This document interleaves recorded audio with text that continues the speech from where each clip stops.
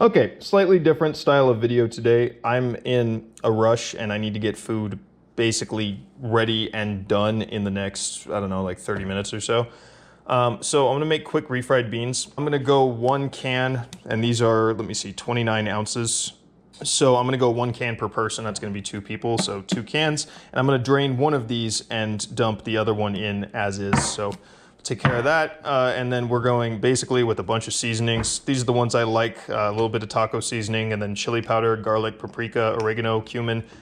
This says parsley, but is onion powder. A little bit of this chicken bouillon, which is incidentally vegan. I'm gonna use some chipotles and adobo, and I'm going to add some solid at room temperature fat. This could be lard. I'm using vegan butter in this case. The nice thing about the beans being in this particular situation here is that I can see roughly how much I have to season. So I'm just gonna kind of go over the top with different seasonings, and I'm gonna make sure that I have about what I want sitting on the surface. I definitely want a fair amount of garlic, which is ironic because I'm almost out. And I want a fair amount of onion powder because I would usually put an onion and some garlic in here. But again, this is, you know, struggle meal. This is quick, so we're making do with what we have. A little bit of paprika. I'm honestly not convinced that this is remotely helpful, but I just like putting it in. It's almost a ritual at this point. I'm not sure the oregano does a whole lot either, and I wouldn't put in very much, but that's about how we're doing. I think one of my cats just like fell off of something.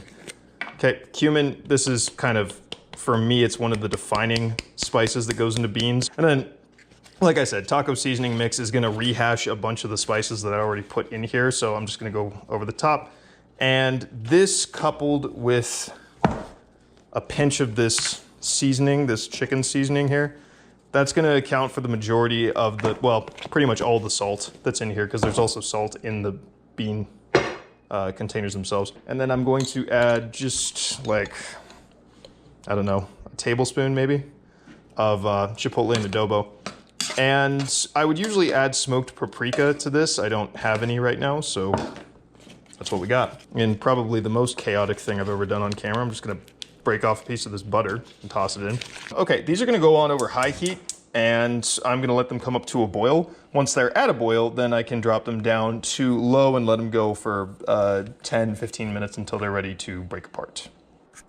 All right, here we have 10, 15, 20, who knows, minutes later. That's the nice thing about beans. They tend to be pretty forgiving. And these are just about ready. I need to do one more thing, and that is break them up. So under normal circumstances, I would use an immersion blender, but just to prove the point that you don't actually need special equipment for these and that it can be a quick thing, I'm gonna use a potato masher here. So just go through, break these up.